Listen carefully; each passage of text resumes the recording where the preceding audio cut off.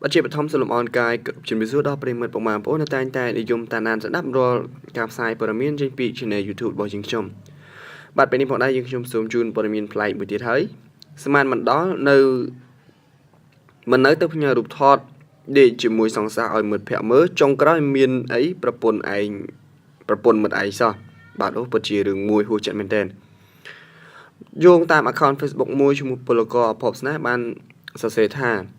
ព្រោះតែបងចង់ឲ្យអូនបានសេចក្តីសុខទើបបងសុខចិត្តមកធ្វើការនៅប្រទេសថៃមិនគួរអូនធ្វើបែបនេះចំពោះបងទេ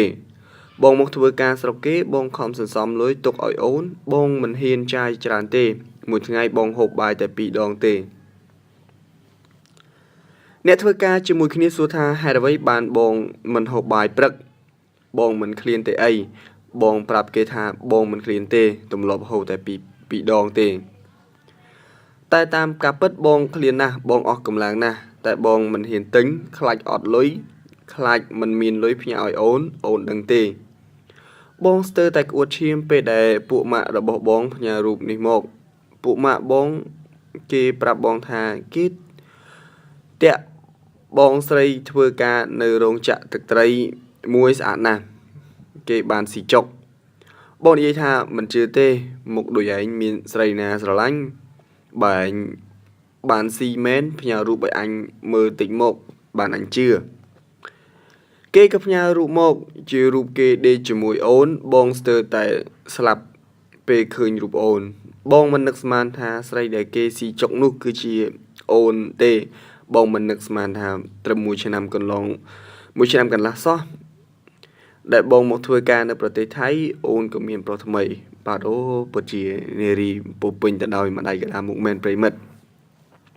ប្តីខំទៅធ្វើការរកស៊ីនៅឯប្រទេសថៃបែរជាលួចលាក់មានថ្មីនៅឯស្រុកកំណើតនេះវិញហើយលួចលាក់មានថ្មីនោះត្រូវជាបងប្អូនមិត្តភ័ក្តិពួកម៉ាក់ទៅទៀតបាទពិតជារឿងមួយដែលហួសចិត្តមែនតើប្រិមិត្តបងធ្លាប់ឮតែចម្រៀងពេលដែលពេលនេះជួបខ្លួនឯងហើយអារម្មណ៍បងពេលនេះស្ទើរតែចង់ងាប់ទៅហើយពេលនេះបងកំពុងស្រក់ទឹកភ្នែកដែរបងខ្មាស់គេណាស់ឈឺចាប់ណាស់ដែលយកប្រពន្ធមិនតាមម៉ែឪសុកចិត្តមកស្រឡាញ់អូនដែលជាអតីតស្រីធ្វើការក្នុងក្លឹបបងស្មានតែពេលរៀបការជាមួយគ្នាហើយអូនប្រែគំនិតពេលនេះទើបបងនឹកឃើញពាក្យពួកម៉ាក់ប្រាប់ថាស្រីយើងតាក់បានដោយស្រួលគេអ្នកផ្សេងក៏អាចតាក់ទងបានដែរបងខ្មាស់គេណាស់អូនដឹងទេមើលទៅមួយជីវិតនេះបងមិនទៅស្រុកវិញទេខ្មាស់គេណាស់បើយោងតាមការសរសេររៀបរាប់របស់ពលករខាងលើមិនដឹងថាគាត់ពិបាកចិត្តយ៉ាងណាទេពេលដែលឃើញរូបភាពបែបនេះ